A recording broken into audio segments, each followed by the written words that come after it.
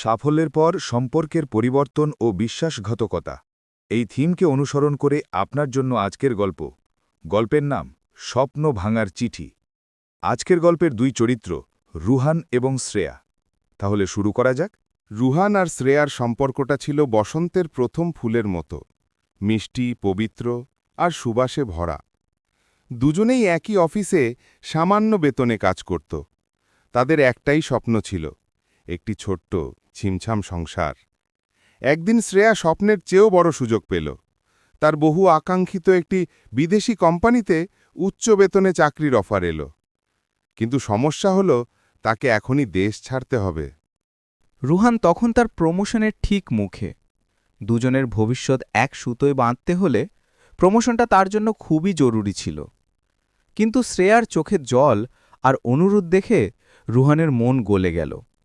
সে নিজের প্রমোশনের সুযোগ ছেড়ে দিল এবং রাত দিন এক করে খেটে শ্রেয়ার ভিসার কাজ এবং অন্যান্য প্রস্তুতিতে সাহায্য করল।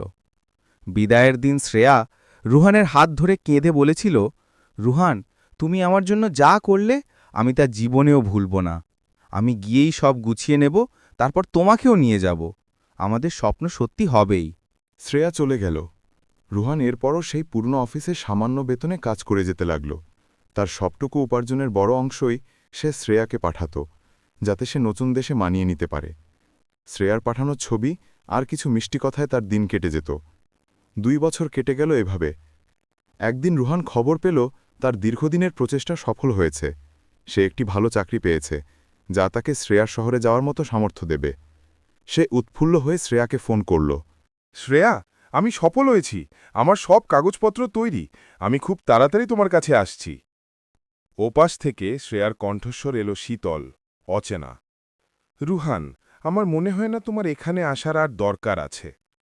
রুহান যেন কানে ভুল শুনেছিল। মানে কি বলছো? তুমি কি খুশি হওনি? শ্রেয়া ধীর কণ্ঠে বলল, দেখো রুহান, আমরা এখন ভিন্ন দুটি জগতের মানুষ। আমি এখানে আমার এক কলিগকে বিয়ে করছি।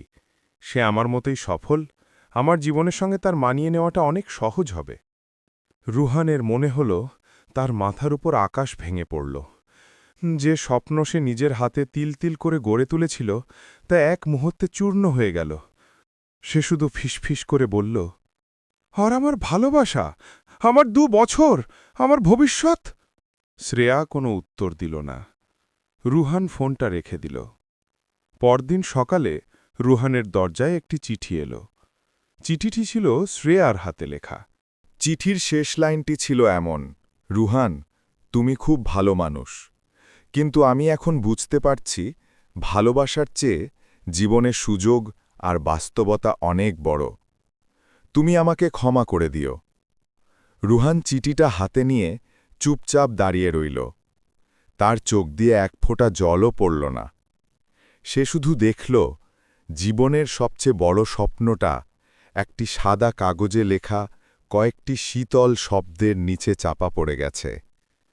তার মনে হল কেরানি থেকে অফিসার হবার পথে শুধু টাকা নয়, কিছু মানুষের আসল চেহারাও বদলে যায়।